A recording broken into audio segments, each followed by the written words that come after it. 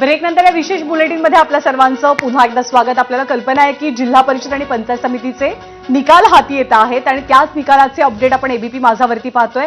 आतापर्यंत अश्विनचे निकाल हाती आले, त्यात कुणाची आघाडी कुणाची पिछाडी हे बघण्यापूर्वी जिंकलं कोण कोण आहे, विजयी सेलिब्रेशन कुणाकुणाच्या घरी सुरू झालंय त्याचे अपडेट आपण जाणून घेऊयात। आणि या स्क्रीनवरती आपण बघूयात की जिंकलं कोण कोण आहे। शांभवी कल्याण शेट्टी भाजपच्या या विजयी झालेल्या आहेत सोलापूर जिल्हा परिषदेतनं।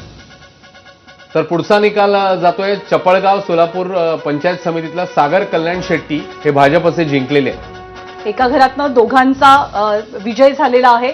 त्यापाठोपाठ दहिगाव मधनं सोलापूर जिल्हा परिषद संस्कृती राम सातपुते यांच्या त्या पत्नी आहेत, त्यांनी विजय मिळवलेला आहे भाजपकडनं।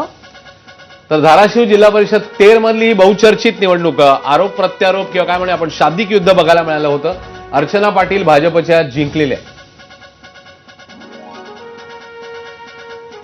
तर रायगडच्या नडगाव जिल्हा परिषदेमध्ये बिरवाडी इथून विकास गोगावले शिवसेनेचे भरत गोगावलेंचे सुपुत्र आहेत, पहिलीच निवडणूक ते लढवत होते आणि विकास गोगावले यांचा सुद्धा विजय झाल्याचं पाहायला मिळतंय।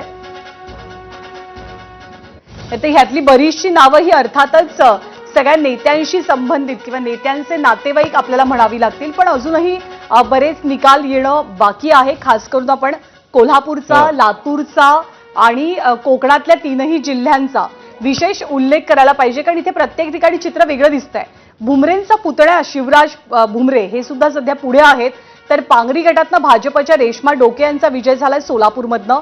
किरण घुले सोलापूरमधनं कारीगणातनं भाजपचे उमेदवार आहेत, ते सुद्धा विजयी होत आहेत आणि संदीपान भुमरेंचा पुतण्या हा सुद्धा पुढे असल्याचं चित्र आपल्याला दिसून येत आहे। अनेक ठिकाणी जसं आपण मगाचपासून उल्लेख करतोय, मागच्या वेळी थोडंसं वेगळं चित्र दिसलं होतं की काय म्हणूया आपण नेत्यांचे जे पुढची पिढी असेल किंवा नेत्यांची जी मंडळी आहेत, मग नातेवाईक असतील, मुलं असतील, त्यांना काहीसा धक्का महापालिका निवडणूक नाकारलं होतं। मात्र इथे थोडंसं चित्र वेगळं आहे। जवळपास सगळ्या ठिकाणी नेत्यांनी आपापले नातेवाईक, आपले पत्नी असतील, भाऊ असतील, यांना कुठेतरी जिंकवलेले, त्या दृष्टीने त्यांच्या बाजूने हा निकाल आपल्याला लागताना दिसतोय।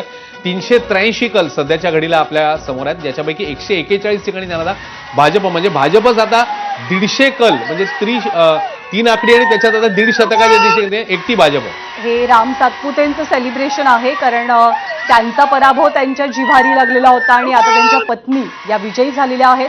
त्यामुळे दंड थोपटत, गुलाल उधळत राम सातपुतेंनी केलेलं सेलिब्रेशन।